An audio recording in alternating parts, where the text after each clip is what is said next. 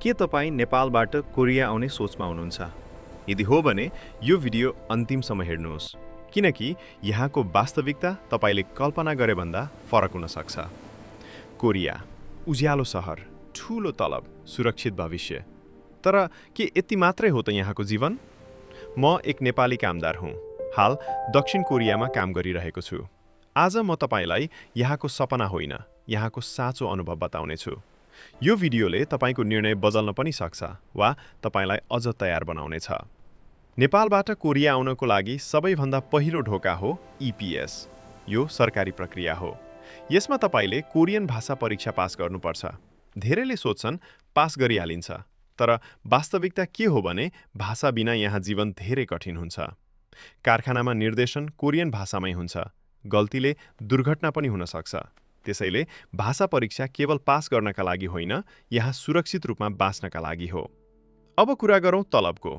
कोरियामा न्यूनतम ज्याला सरकारले तोकेको हुन्छ। 8 घण्टा काम गरेपछि ओभरटाइमको पैसा अलग्गै पाइन्छ। सुन्दा राम्रो लाग्छ, तर खर्च पनि त्यत्तिकै हुन्छ। बस्ने कोठा, खाना, कर, बिमा यी सबै कटेपछि मात्र बाँकी बचत हुन्छ। यहाँ धेरै पैसा कमाउन सकिन्छ, तर अनुशासन बिना बचत गर्न सकिँदैन। धेरै नेपालीहरू सफल भएका छन्, तर केहीले खर्च नियन्त्रण गर्न नसक्दा समस्या पनि भोगेका छन्।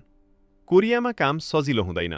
8 घण्टा अनिवार्य काम, धेरैजसो अवस्थामा ओभरटाइम पनि। काम शारीरिक रूपमा कठिन हुन सक्छ। कारखाना, कृषि, उत्पादन लाइन। यहाँ अनुशासन कडा हुन्छ। समयको अत्यन्त महत्त्व हुन्छ।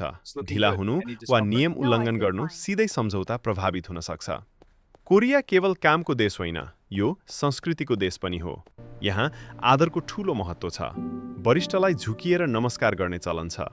भाषा नआउँदा सुरुमा एक्लोपन महसुस हुन्छ। र अर्को ठूलो चुनौती, जाडो मौसम। माइनस तापक्रम, हिउँले ढाकिएको सडक। नेपालको जाडोभन्दा धेरै कठोर। सबैभन्दा महत्त्वपूर्ण कुरा, अवैध रूपमा कहिल्यै नबस्नुहोस्। भिसाको नियम पालना गर्नुहोस्, नत्र भविष्यमा कोरिया फर्किन गाह्रो हुन सक्छ।